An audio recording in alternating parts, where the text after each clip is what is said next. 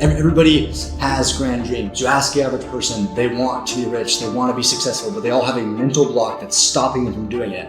How do we destroy the mental block? We show them the Jannah.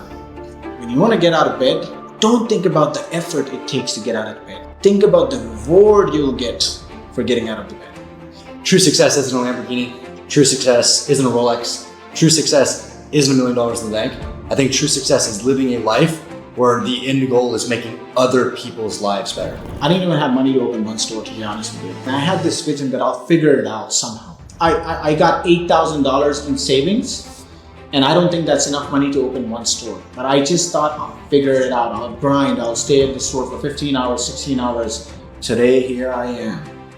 I cannot count it on my fingertips, but there are certain zip codes where all the stores are mine. Do you need to be smart to be successful though? You need to be an observant person, whether you're smart or not. I can easily make $5,000 a month and feed myself, live a happy life. The fact that I have this strive is because I'm thinking about 20, 30, 40, and 350,000 people. It's like maybe one day you're not going to be able to put in the work that feeds 20, 30, 40, 50 people. But if you have that mindset and if you have that purpose, it's something in nature that you're pulling and attracting those resources towards you that make it happen. You have 350,000 students that you didn't charge for, and you're helping people become successful, and you charge no money. Why? So the way it started is there was an influencer, and he used to call his audience brokies. And then at the same time, you charge him $297 for your course. So I'm telling someone, you're a brokey, give me $297, I'll make you money. And then your course is bullshit. And then I was like, no, I'm gonna do it for free. So I post that video for free, it gets millions of views. So now I tell my team, we have to do it, we can't pull back now. I have given my word to the audience, I'm gonna do it. Whether I have to sell everything and whether I have to find the best professors for these courses. You have gone from immigrant, come to America, the absolute rags to riches story, right? We all hear about it. You come here, you make a life out of it. To start off, can you share the full story of you coming to America and then up until how you've gotten to where you are right now? I'll start from the beginning. I think me as a student and me as a person back in Pakistan, I used to have visions where I'll be coaching 200 people, 300 people. I don't sell any courses, by the way. I used to have visions that I'll be coaching 200, 300 people at once. And at that time, I had nothing. My friends used to say that you have an attitude problem. And we used to have push-up contests and arm wrestling contests and stuff. So I used to be very active. I used to always be on the stage in school. The good thing my parents did is, despite of not having resources, we made sure that we eat no chicken, but we went to a good school. So chicken and meat is very expensive back in Pakistan. And because of that, I learned the right way. And I learned the ability to think in English. Now, just pay attention, guys. A lot of us speak English. We didn't speak English. So for me to think in English, it exposed me to all those ideas that people who speak English have. And when you haven't traveled, you're kind of closed-minded. Like you don't know what's out there in the world, what kind of businesses you can do, or how to grow as a person. But when you listen to different people, which English exposed me to different people and Hollywood movies and YouTube videos later on, I got ideas that an average Pakistani wouldn't at that time. Now today, with Instagram and all that, everyone learns stuff. So we went to a good school. We had the ability to learn new ideas and we were very hardworking. And when I say we, I came here with my family. In 2010, my family got the visa for US. It's called family chain visa, in which all your family can come here because one of your relatives applied 12 to 15 years ago. When we landed, everything was strange, different from the movies.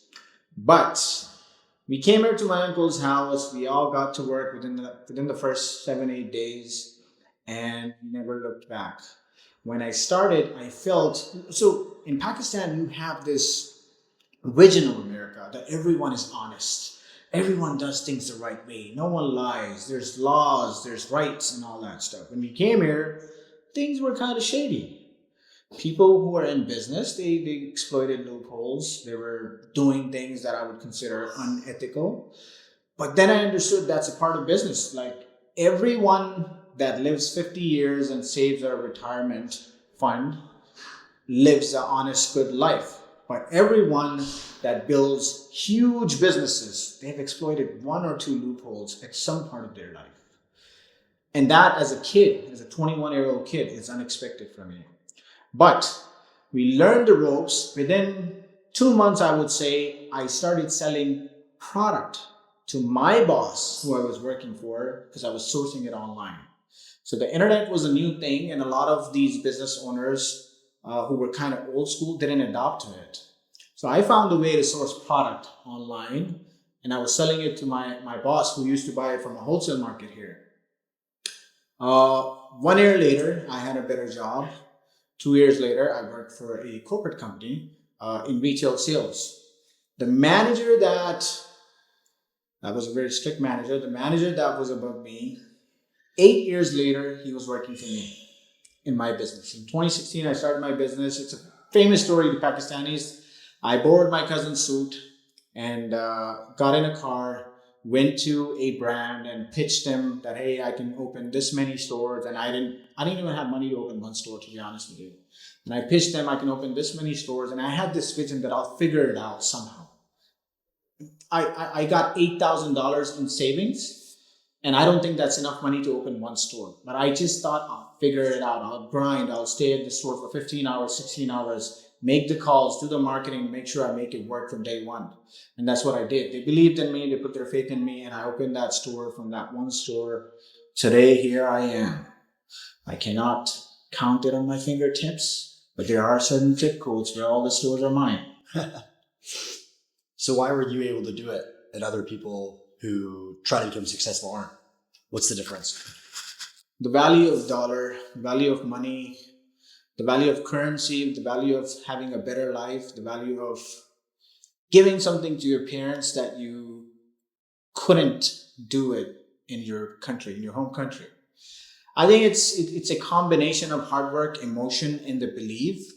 And I add emotion and empathy on the top, because from day one, my vision was I want to give my family a better life. I used to have dreams where my dad would be wearing a suit and getting out of a nice car.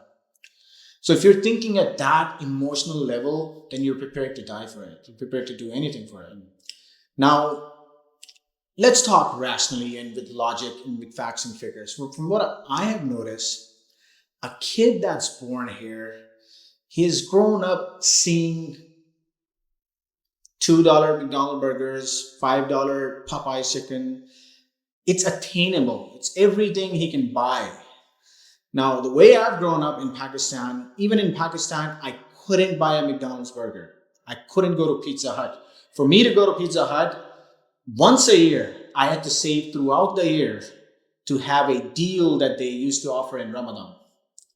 So seeing things from that light, and then seeing things from the light of what a person grows up in here, I think we have a better work ethic. And I'm not talking about everyone. I'm talking about a lot of people, and a lot of people might have a better ethic than me who were born here. But think of it this way, that you're living in a country where the grandfather is a server, his son is a server, then his grandson is a server, and the future generations that are coming, they all dream to be servers at a better restaurant, but they can't be the owner of that restaurant. If you have that mental blockage that I cannot move forward, do you think you would want to work hard? Do you think you would want to get out of bed? Now imagine a guy who gets out of bed despite of those circumstances. And that guy competes with the people here who know that they can work hard and get out of bed. I think the example is, Tate said it perfectly. When Conor McGregor and Khabib were having their match, he said, pray, eat Allah. Pray, eat, train Allah. Pray, eat, train Allah. You can't fight with that guy. You can't compete with that guy. And again, Some successful people might think that he's talking crap. I understand. Actually, I don't understand what's your motivation. I don't understand how you got to where you are despite of not having my circumstances. I salute you because I can't relate to it. And I expect the same from you. A poor man, knowing no matter what he does, is going to stay poor, and despite of that, goes to work every day and strives and struggles. And if you bring that plant in the sunlight, which is the US in sunlight, imagine the destruction we can cause. Destruction in a positive way.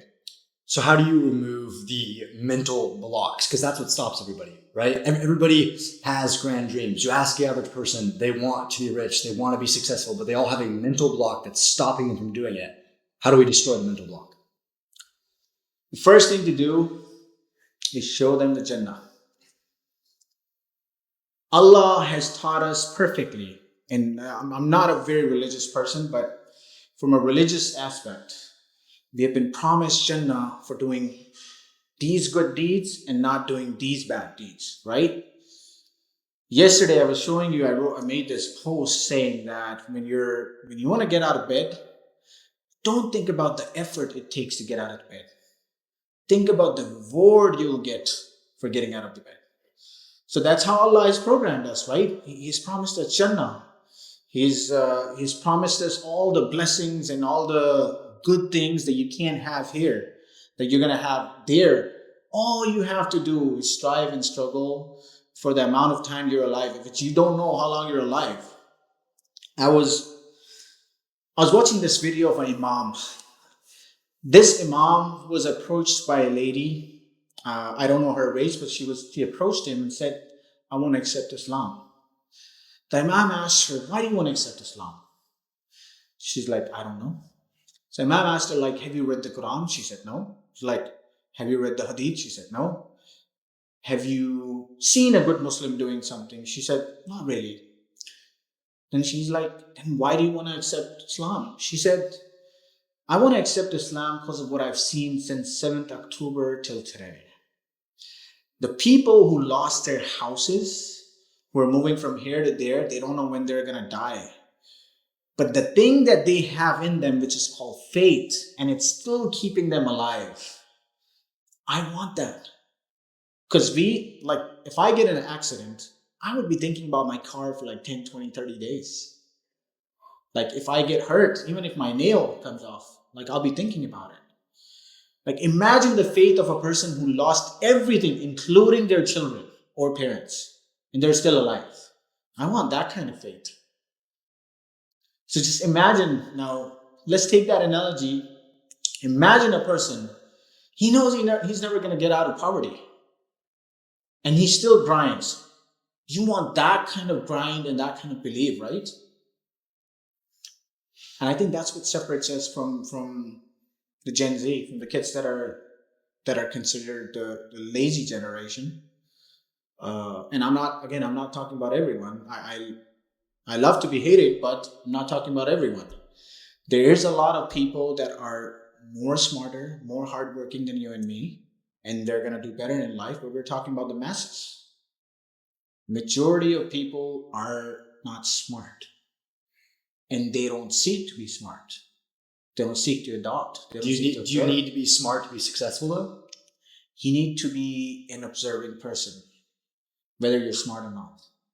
You have to have an ability to observe, adopt, and you have to stop complaining and live in the circumstances and make the most of them. It's like if someone has a car and he can easily get to work, and if someone doesn't have a car and it's harder for them to get to work, would you rather complain that I don't have a car, or would you live in the circumstances and make the most of them? Maybe you get to run. Maybe you get that extra workout without putting in effort. The point is that there's two kinds of people. One who complain and they don't adopt, they don't learn. And one who adopt and accept that this is my today, and I'm going to do whatever it takes to make my tomorrow a little bit better. So it's about today. They don't have to be the best planners. That's why I'm saying you don't have to be smart. You have to be adaptable. Makes sense. Our bodies are adaptable. Like if you and I start walking without shoes for 1 month, first month is going to be hard. Second month is going to get better. Your skin is going to adapt. It's very hot here, right? You're not used to the heat. But if you lived here for 3 months, 4 months, 5 months, you're going to adapt. Your skin is going to adapt. Your body temperature is going to adapt. And similarly, Allah has programmed our brains in a way that we adopt if we want. There's a switch. During this rags to riches journey, we'll call it, what was the toughest part, the hardest struggle that you experienced, and what did you learn from it? The toughest part is to work with people and having the ability to recognize who aligns with your vision and who doesn't. People are difficult to manage. It's easy to make systems and procedures. It's easy to get a computer to work for you. But it's hard to get people to do what you want them to do consistently in longer terms and believe in your vision. So the toughest part, I would say, is knowing how to read people. I would still say, in trading analogy, that the chart does what it wants. You have your analysis, but ultimately you don't know if it's going to go up or down. What does the average person not understand about people? As humans, we have the tendency of perceiving that the other person thinks the way we think naturally. Like, if you're a liar, you're going to perceive that the other person is a liar and you're not going to trust them. If you are a really good person, you're a giving person, you're going to perceive that the other person is the same and you'll do the favor first, expecting that he might do the second favor, but he won't. So I think with people, the biggest problem is that we perceive that the other person would be like us. That's why the biggest con artists, they get along with the biggest con artists. The biggest content creators get to meet biggest content creators that become friends. So like-minded people, that's why they form a clan, because people perceive that the other person is like them. But there's two kinds of people, right? Some people are very simple and happy people. I call them full of life. They have a heart which is, it's pure and dumb at the same time. Like being dumb is a blessing as well. A lot of times, dumb people, they don't have questions. They don't observe. Their life is easy. It's fun. I got to get my paycheck. I got to spend it on this, this, and this. Go to the bar on the weekend or smoke hookah. That's their life. But smart people, they have it hard. I'll tell you why. And I'm not saying that I'm arrogant to be smart. I'm just saying that when you're smart, your life is tougher than the average person, even within your family. If you have 5 siblings, the person who understands the most understands the pain that, hey, my parents can't afford it. Oh, we can't go to this vacation. Oh, I can't have this toy. But the dumb kid would be like, I want this. I'm going to cry, moan, but I want this. And similarly in the world, like the things that are going on in the world, assassinations, genocide, wars, theft, killings, crazy stuff, governments thrown down, regime changes. A smart person understands all that and thinks, how does it impact me or my family or my relatives or my cousins? We live in the US. Nothing happened here in terms of war recently. But still, whatever happens in Iran, whatever happens in Palestine, Israel, Ukraine, we think about it, right? What impact does it have on us? And that's a smart person problem. This reminds me of like a really important key to success is being self-analytical, right? Like you're analyzing the world. I notice some of the most successful people I have ever met, they have a very fast feedback loop of how well they're doing, right? How did my day do? How productive was I? Did I mess up? When I'm speaking, did I have ums? Was I pausing? And I've noticed the people who live life not self-analyzing, who just coast, they let life live through them, they're the ones who don't have any goals because they haven't sat down and gone, what do I want? And then they haven't analyzed those goals in 6 months. Do you think to be successful, self-analyzing is key? It's very important to self-analyze. It's very important to hold yourself accountable. It's very important to know your numbers. If the measure of success is financial success, then yes.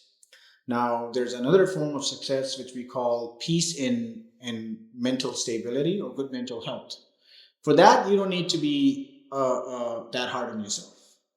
So there are people who think, and that's what I call selfish. And I'm sorry, but there's selfish people, right? If for you to stay happy is very easy, and you laugh at all the jokes, and you don't understand that there's problems in the world, then you're just thinking about your mouth. I can easily make $5,000 a month and feed myself, live a happy life.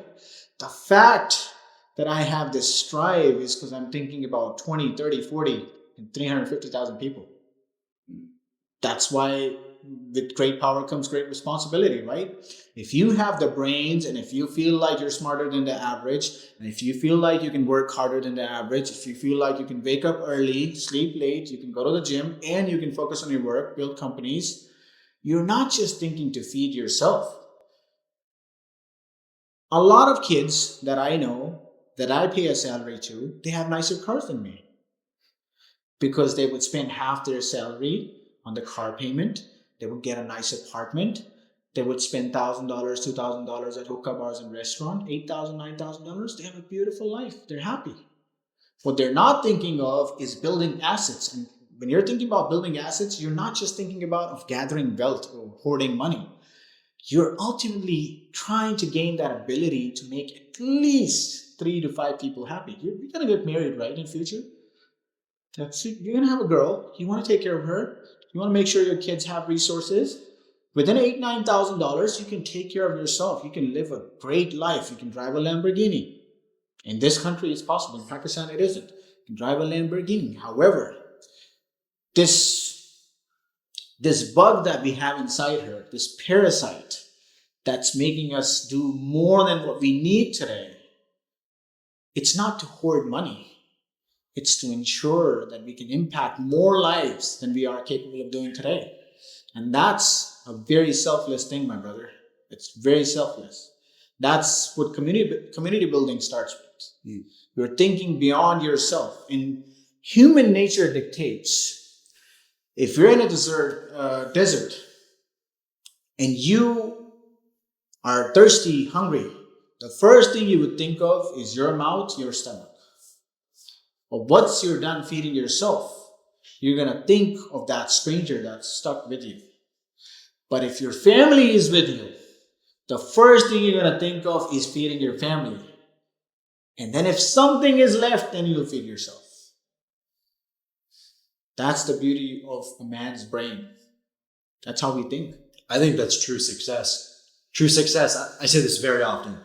True success isn't a Lamborghini. True success isn't a Rolex. True success isn't $1 million in the bank. I think true success is living a life where the end goal is making other people's lives better. And I think that's a masculine trait as well. Like, my goal is not to make my life as good as possible. My goal is to make all of their lives as good as possible. And that makes your life beautiful. Exactly. And the more you help others, the more you end up helping yourself.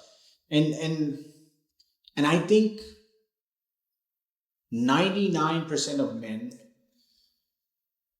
think this way. And the 1% that don't, they have been brainwashed by our media.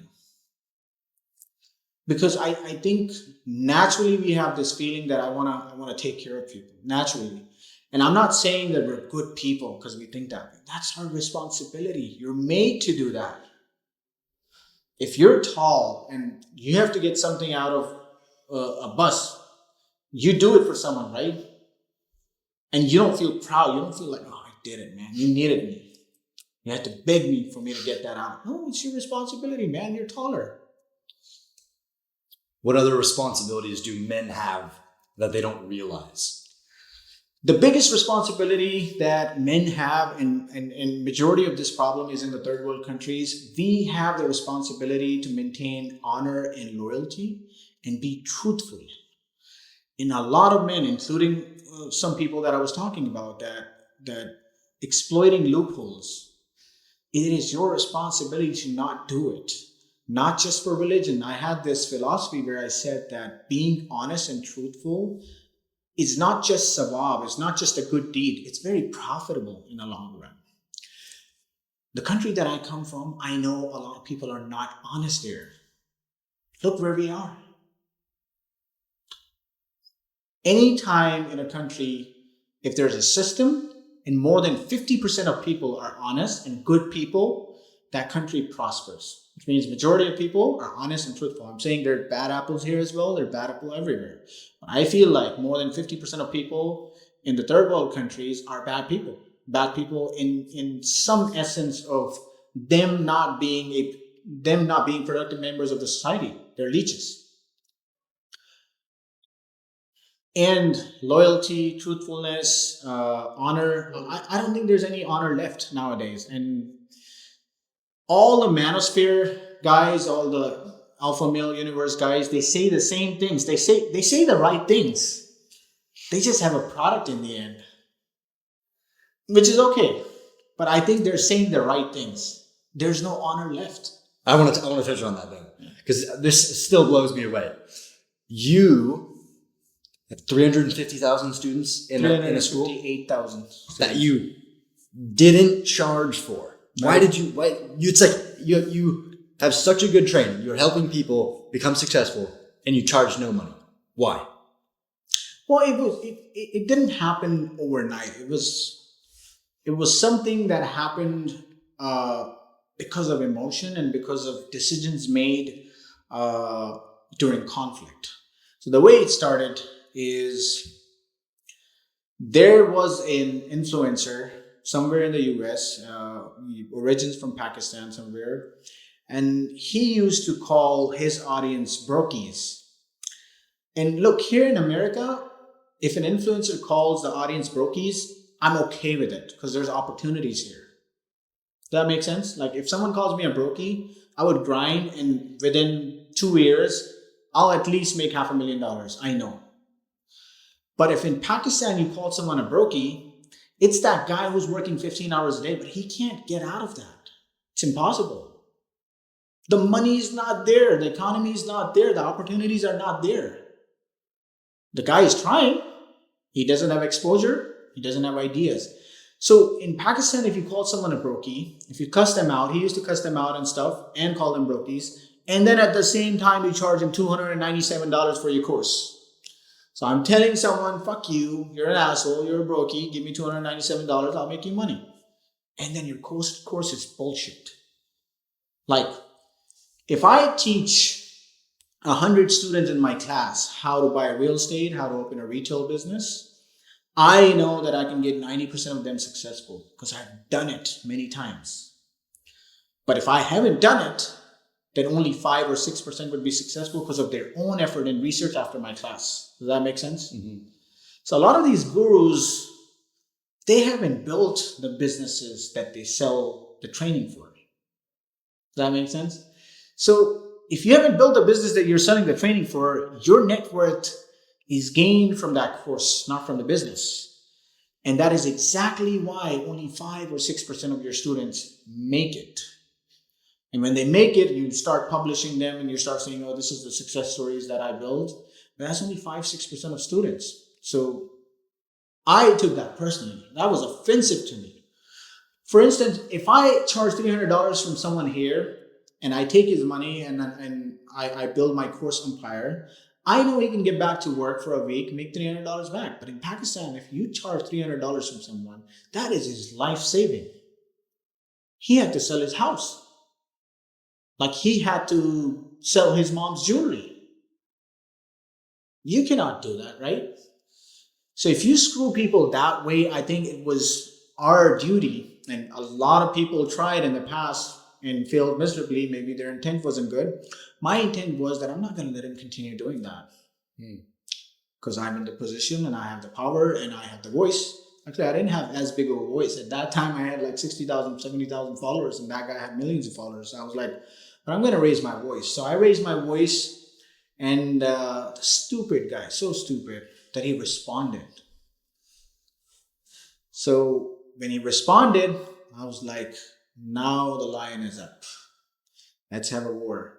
We went back and forth, and one day, and this is a funny story. One day I'm sitting and I'm thinking, after a fight, a lot of us think that I should have done this or that, or I should have said that. I was thinking that way. The fight hasn't ended, but I'm thinking like, if I was the strongest guy and my net worth is in tens of billions, what would I have done? And I take out my camera and I say, I'm going to give everyone a free course. You're not going to pay for nothing. I film it. I don't know if I'm able to do it.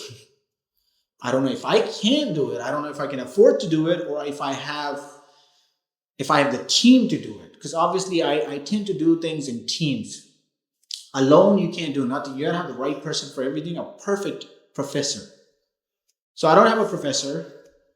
I haven't set aside the funds from my companies. Obviously, we have millions of dollars in revenues. No flex. But I just make that video as if I'm in the middle of the fight and if I'm a billionaire. When I make that video, 2 days later, I don't post it. 2 days later, he says something stupid about my dad. And then I was like, no, I'm going to do it for free. So I post that video for free, gets millions of views. Once it gets millions of views, now I tell my team, we have to do it. We can't pull back now. I have given my word to the audience, I'm going to do it. Whether I have to sell everything and whether I have to find the best professors for these courses. And then, alhamdulillah, we approached a lot of people and a lot of people approached us. So initially, I started paying people to make courses for me. Amazon, Shopify, TikTok Shop, and all these courses. But eventually, people started approaching us to volunteer. So what I did in one of my shoots, I pulled out $500,000 out of the bank, put it by my pool, because I have this philosophy. You gotta talk rational and smart and talk good, but you have to have a hook for the dummies. So I built a hook by putting $500,000 by the pool, and in that video we announced that we're gonna give a free course.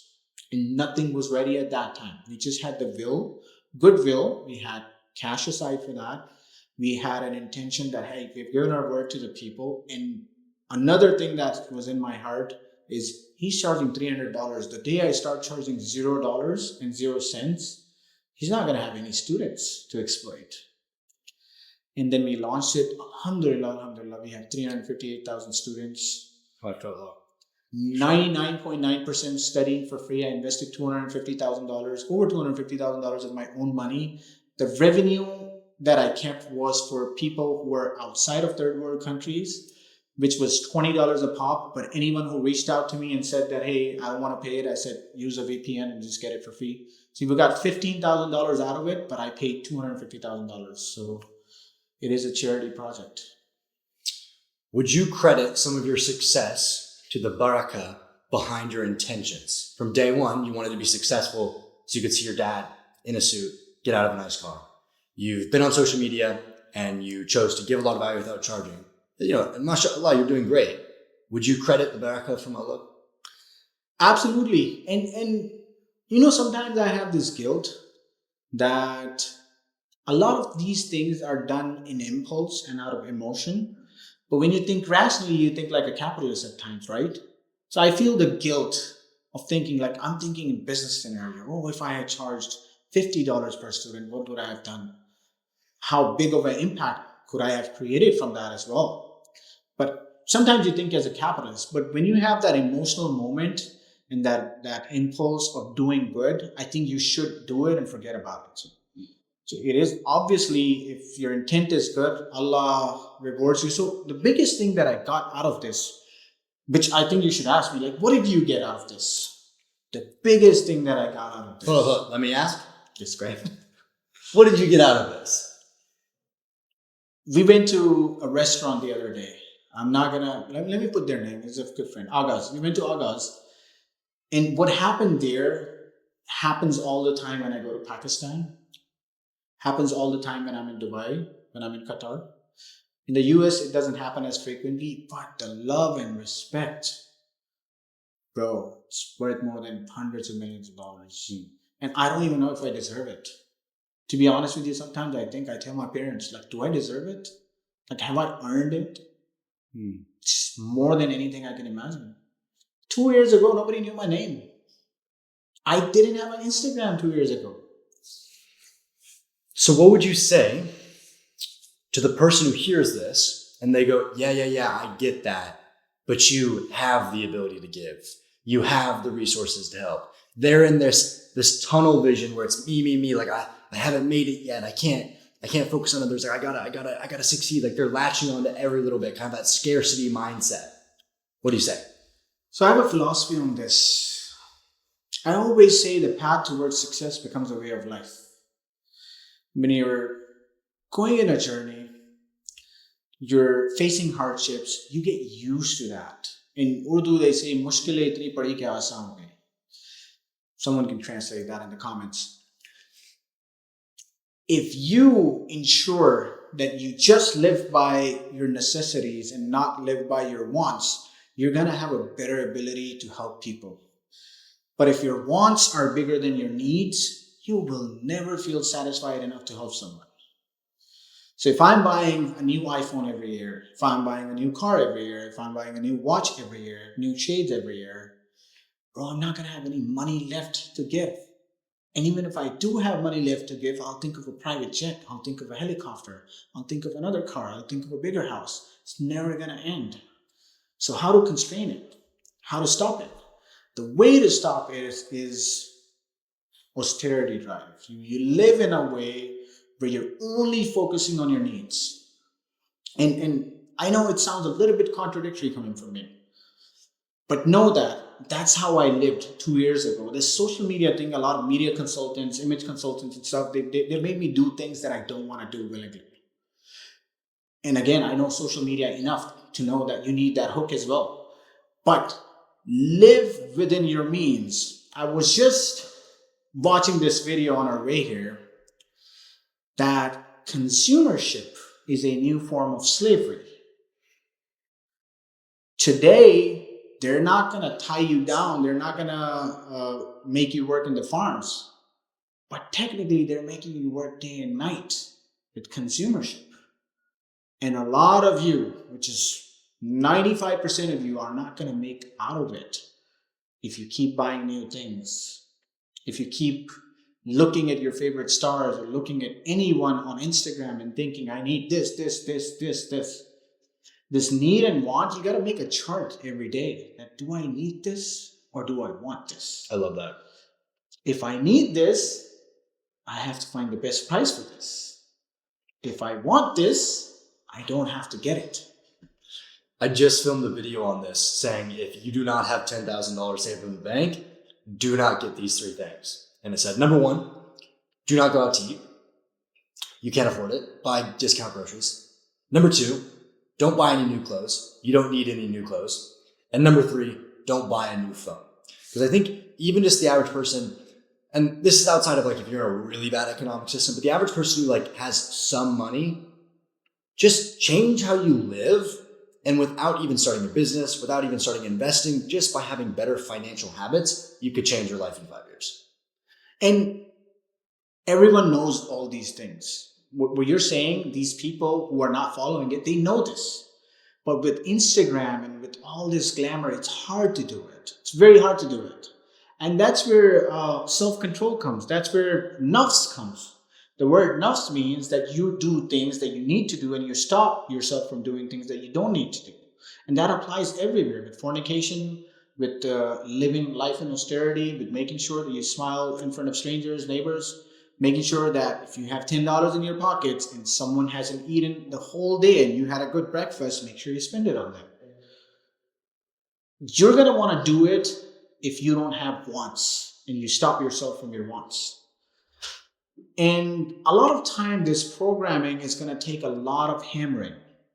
You saying this every day, me saying this every day, a lot of people saying this every day. And our voice has to be louder than the people who are promoting brands and making people consumers. So we have to become an anti-brand. to stop people from consumership. And right now, and there's not much money in it. Actually, there's no money in it. Yeah. But we have to do it as such guys are. Yeah. Especially the kids. Look, you and I are pre-Instagram babies, right? We didn't have Netflix, we didn't have Instagram, we didn't have Snapchat, we didn't have TikTok. We grew up adopting from our neighbors, from our parents, from the kids in the school, from our teachers. We didn't have exposure to all this noise out there. And because of that, I think we are relatively purer at our age than I feel like my kid is going to be. He's going to absorb all that stuff. So it's going to be harder to deprogram him than myself. We are deprogrammed. We're thinking that we're wired this way. We're not wired this way. We were deprogrammed because we had seen what happened before. We tried it. We thought that, hey, it's messed up. It's not working. So we got deprogrammed. But a kid who hasn't seen anything before this, it's going to take a lot more effort to deprogram it. Maybe someone as famous as you could inspire people. Just like someone as famous as XYZ is inspiring people to become a consumer. On our last podcast, I asked you the ending question. So I won't ask you the same question this time, but ask you a slightly different one. If you could leave 3 lessons to the world, okay? 3 lessons you could teach everybody in the world, what would the 3 lessons be? Are you talking about lessons to be successful? It could be life lessons. I know, like, say, I know loyalty is very important, so I don't know if that would be one. Loyalty, build loyalty. But what would be your 3 main lessons to, let's say, 3 main lessons to make someone a better human? I think the biggest lesson would be empathy. Number 2 will be adopting to the new world technology. Number 3 is knowing math. I think these 3 are very important. Even for charity, you got to know math. And if you have empathy in math, I think you can do better charity. And if you adopt the new world technology, I think you would have more money than a person that doesn't have that knowledge. So I think a combination of 3 would be at least creating better people than we have today. Why is family important? Family is important because I think in this world, men have the tendency of becoming animals if there's no families. Men are a force of destruction. Men are built in a way that if there's no balance and just aggression and just fight, we become evil. Family is what keeps us balanced. Family is what infills empathy in our hearts. Family is what makes us think that the other guy has one as well. So you got to take it easy when you can. Another thing family does is maintains that psychological health part. And the fact that a man wants to give, he also needs to have someone to give, right? If you don't have a family and you keep working, you have no one to give to. So if you have no one to give to, you're gonna be in a phase where, for men, loneliness is not like I'm missing someone or I want someone to hug me or cuddle me. For men, it's more like I want someone there that I can take care of. And I think that void is filled by the family, in addition to the part where your empathy meter goes up, like you have more empathy. Because women teach you a valuable lesson in life. A lot of men who are not patient, they learn to be patient after getting married. And I'm not saying it negatively. I think Allah made women very powerful creatures. They can multitask.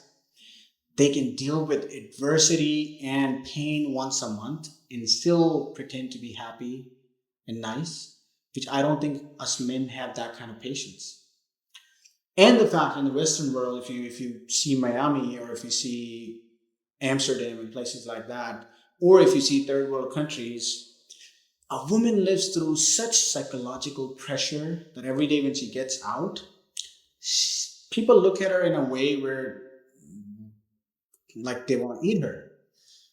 And I'm not saying all the people are like that, but A woman faces that. When she smiles, she's afraid that my smile is going to be misconstrued into something else. When she doesn't smile, she's afraid that, oh, it might be taken as rudeness and someone might get aggressive with me. When she dresses a certain way, she feels like, oh, I might be thought of this kind of person. And when she dresses modestly, she still has a fear that, oh, uh, they'll make fun of me or stuff like that. So a woman goes through a lot of emotions, and she observes a lot and is patient with all that, and then goes through the natural cycles of her body and deals with that, and then having a life in your belly for 9 months. I can't do that, bro. You can't do that for 9 months. After that, getting that baby out of a place which it's very hard to get a baby out, bro. I read about it. It's very painful. It's really painful.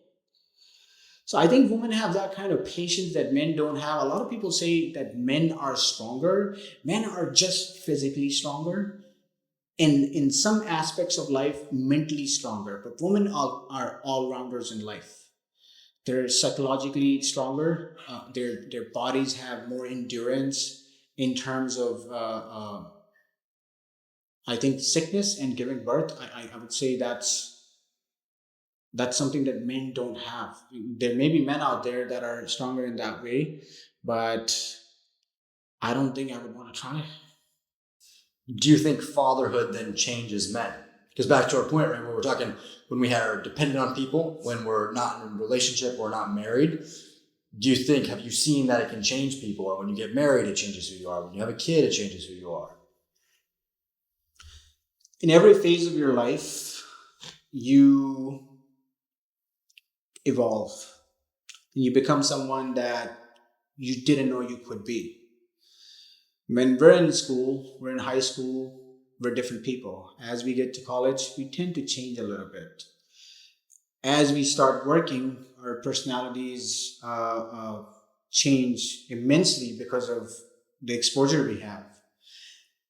And having a family, having an additional person in your life, and being able to bring a life with your partner, I think it connects you more to the God, and it gives you a purpose that is bigger than any other purpose you had previously. So if you and I have a purpose that we want to do this, this, and this, and we're thinking that we want to impact this many people's life, I think once you have a baby, your brain works in a way that everything I've done from the time I'm born till today, it was all for him or her. And this comes naturally. And sometimes people become kind of selfish in a way where they only think for the baby and not for their parents or wife. I think I would be that person if I was to become a father. Like I would be solely focused on that baby and forget everything around. You make me think of a really important thing, how most men have no purpose. Most men live life with nothing that they think would fulfill them, with nothing they think that would give them a drive to wake up, right? Most men roll out of bed to go to a job they don't like, to spend time on the weekends with friends they don't like because they don't have purpose. And I think if you find purpose, and I believe we talked about this in one of our conversations, when you find purpose, that's like when life begins, right? You have two lives. One before you find purpose and one after you find purpose. What I've noticed though is you can't really manufacture finding purpose. It kind of just happens. But I'm curious, do you think there's practical steps for someone to find their purpose? I think I said this on Nakash's podcast. To strive, you gotta have this button of responsibility in your head. So for yourself, you don't have to work as hard. You can live your life normally. That's not a problem. But to become someone, you have to give birth to that responsibility, but that responsibility parasite in your head. So, and the first step is empathy. Again, I'll get back to empathy. If you're empathetic to your parents and ensuring that they retire at the right age, and you can take care of him, if you're empathetic to the future woman that you're about to bring, and because you're responsible for her, if you're going to be empathetic to your neighbors and the kid that you're about to have, only then you'll feel a sense of responsibility. If you're not empathetic, you're not going to feel responsible because it's easy to feed yourself. It's a very selfish way of living. That you feed yourself, you take care of yourself, and you don't have to think about no one, and you just have to put in the minimum work. Like, for instance, we were talking about this. If I just opened one store, I would have made 15, 20 grand a month. Would have gone to the store 5 days a week, 2 days in Kerry works there. I would have had a good life. I would have driven a nice car. I would have had good food, restaurants every day, no problem. However, the fact that I thought about having 10, 20, 30, 40 stores, what was behind it? My parents, my siblings, future wife, future kid, my cousins, my uncles, extended family, being able to provide for everyone. So the thought was, yeah, I was selfish. I was thinking just about the 50 people within my family. But because I got used to working for everyone, I was able to create a university that served 358,000 people.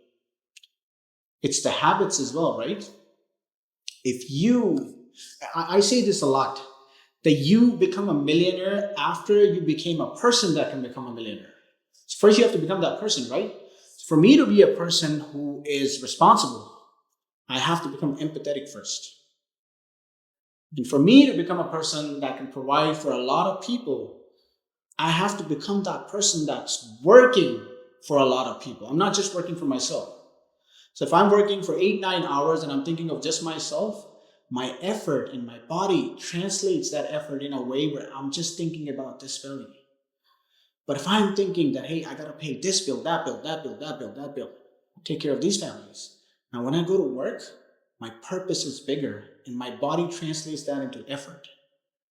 And then I put more effort. Now, I know it sounds like fantasy, but it happens. Over time, it happens.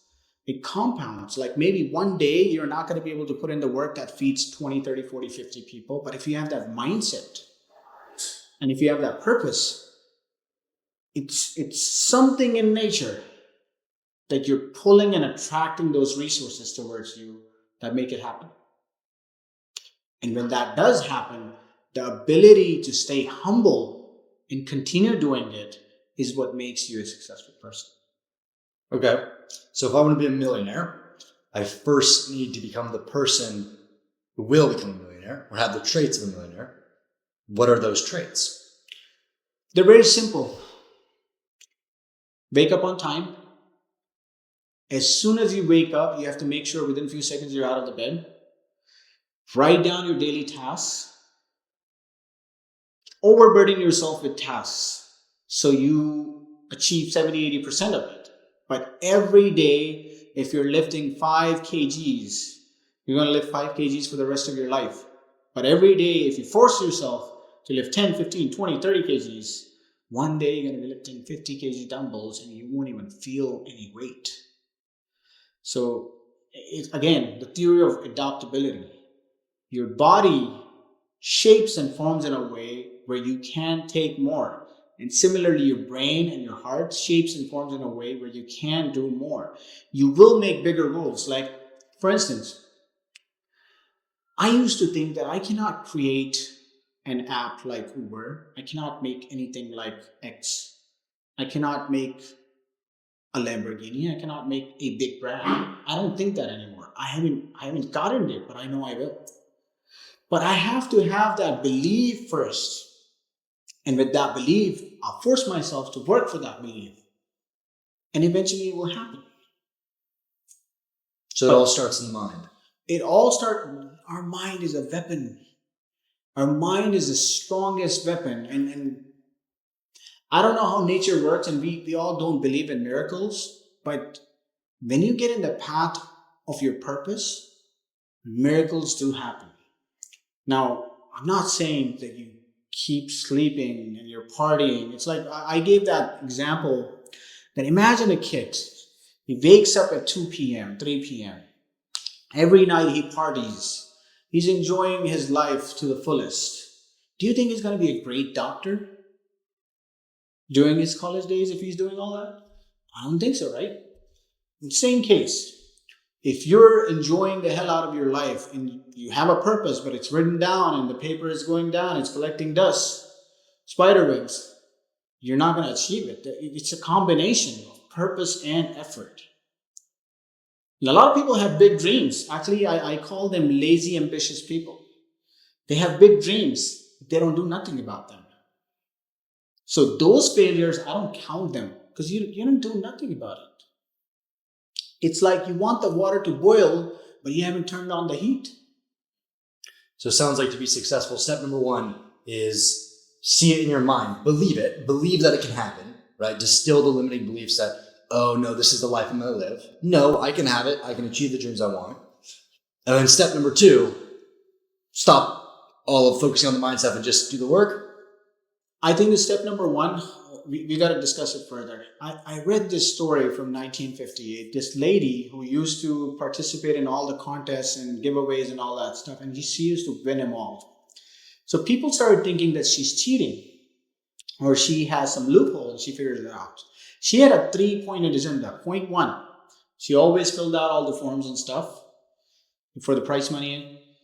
Point number two, she always imagined that she would get it. Point number three, she envisioned herself collecting the prize money. Now, people might think it's stupid, it's fantasy, it's magic, but it happens. I find it so interesting that most people don't realize your mind cannot tell the difference from a very visual thought and a real experience. Like, there's a really fascinating study about how you can improve at a sport by thinking about it, right? So they did this study where they took 3 groups of people playing basketball. Group number 1 practiced 7 days a week. Group number 2 visualized themselves practicing every single day. Group number 3 didn't do anything at all. Group 1 and 2 played just as good. The ones that actually practiced and the ones that visualized them practicing. Beautiful. Love it. Group number 3 was scrolling on TikTok. They were scrolling on TikTok. And that should tell us that scrolling on TikTok gets you nothing. What other bad habits get us nothing? The biggest bad habit, I think, that gets you out of good situations. Let's say you're positioned to be a very powerful, ambitious, and a good person. The habit of lying gets you out of that. From what I've noticed, and it's not just lying to others, people lie to themselves. Like your lie starts with your snooze button. Like your alarm is ringing, but you say, 10 minutes, 15 minutes. That's a lie, right? We lie to ourselves. When we have to convince someone to get something, we tend to convince them that it's better than the other things, but we haven't built the value in the lab or in the factory. If you're selling a product, you have to build value in the factory first, then pitch it. The pitch can't be better than the product. Realistically. Now, there are a lot of products out there. The pitch is better than the product. But realistically, Islamic brothers, Muslim brothers, the product has to be better than the pitch. I'm not saying the price. The price can be $5,000, no problem. The product has to be better than the pitch. Sell it as a premium. I think Muslim brothers should only sell premium products. Why? Only premium. Because nowadays, if you don't have a premium product and you're competing with someone, you're going to have to lie about your product. And I don't think Muslims should lie. I don't think anyone should lie. Why do you think people do lie? For short-term benefits, to feel better about themselves. People lie about things that they cannot attain with hard work. It's a shortcut. A lot of times people tell me that when you're working on some plan, do not share it with people. Not because you're hiding it, because you're going to live that plan in front of people and you'll get that dopamine of success before you have worked hard enough for it. I was having a conversation today that a key factor of success is by the timeline someone measures in, right? So are you measuring in a 10-year time horizon that like, this is what I want to do in 10 years? Or are you measuring in a 1-month time horizon? And I think you're going to tend to lie more the shorter the time horizon you're in. Because like you're saying, you're trying to get short-term benefit. Versus if your plan of success is 10, 20, 30 years long, there's no need to lie, because you know if you do things correctly without lying over that long enough time horizon, you will succeed. I think the problem is with creating optics. If we make a city where people are only working and not posting and not bragging and not talking too much, and then we make a city where people are doing all of these bragging, posting, creating optics, which city do you think will have created more resources? City number one. So that tells us that, first of all, shutting up is very hard. And secondly, you're more productive when you're not burning your brain cells and convincing someone that you're larger than life. I've noticed the people who I've seen who have lied the most are the ones who haven't done much. And they feel the need to lie to justify their inaction or make them feel like they are more than they are. And the people I've noticed who lie the least are the ones, they're successful. They feel no need to lie. And if they don't have a quality that maybe makes them look like a worse person and they could lie and then seem like a better person, they have enough other good qualities where they no longer feel like they need to pretend. I'll give you an example. So when I started to want to be successful, I wouldn't say I lied, but I did fake it till you make it, right? Act the part till you are the part. I would say I'm successful for my age, but in the realm of everybody else, still only just getting started.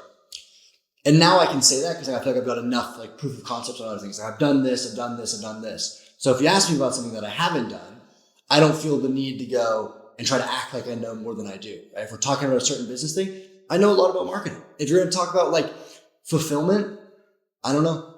Like that's not my expertise. So I think if someone thinks that they're a liar, because we all do lie, but it's to what extent? I don't lie, bro. No, I would disagree. I think anyone who says that they don't lie does lie. We all lie. You think I'm lying when I say I don't lie? Yes. Because no, seriously, I make a lot of conscious effort to ensure that I'm not lying. I think that's very important. Self-improvement only happens when you recognize. Actually, I agree with your point. I'm only going to change it if I accept that it happens at times. So I think a factual statement would be I make conscious effort to ensure that I'm not lying. And that's why sometimes I can confidently say that I didn't lie. But someone who is in a habit of lying, people are pathological liars. And lying has nothing to do with success or not. I think lying is a mental disease. I've seen some very successful people lie a lot. Like they're here, but they want to make it seem like they're here. And someone who's here, they want to make it seem like they're here. I think lying is a mental disorder. There's an issue with people. There's a psychological issue. And I'm talking about the people who lie about the fact that they lie or not.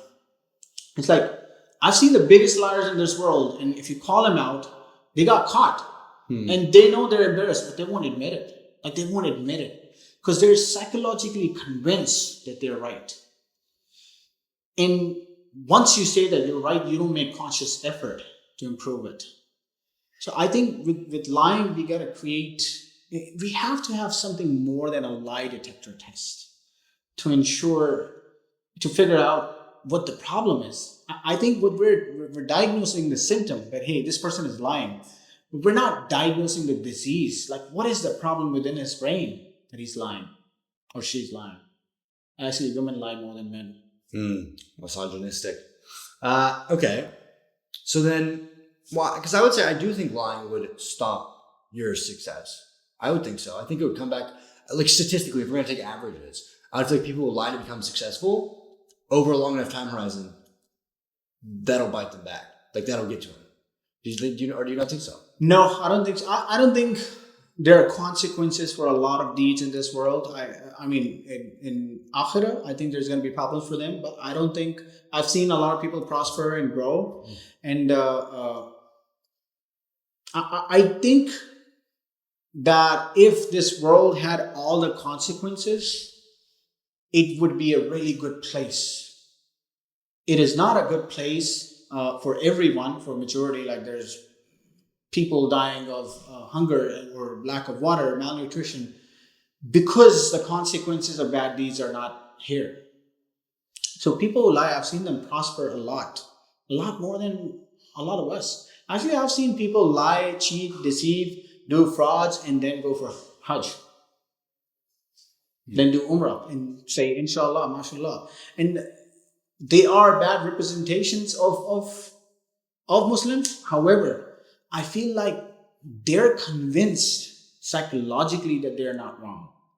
And this is what I noticed a lot in Pakistan. Like people justify their bad deeds. Like someone who's selling alcohol, they would be like, oh, we donate the profits from alcohol for something else, so we don't use it at our house. Or the funniest one I heard, the haram money I earn, I spend it on haram. So the equation is balanced. And this is crazy how people justify it. I'm not quite sure that's how it works. It doesn't. So the way that we even did this podcast was you invited me to Houston. I didn't even know who you were. I remember I was like, who's this guy? What, like, I remember I put you in ChatGPT. I was like, is this guy legit? Question mark. I probably have it in my ChatGPT history. What did it say? Yeah, he gave a rundown. Like, oh, he's a real person. Pakistani top G? Yeah, Pakistani.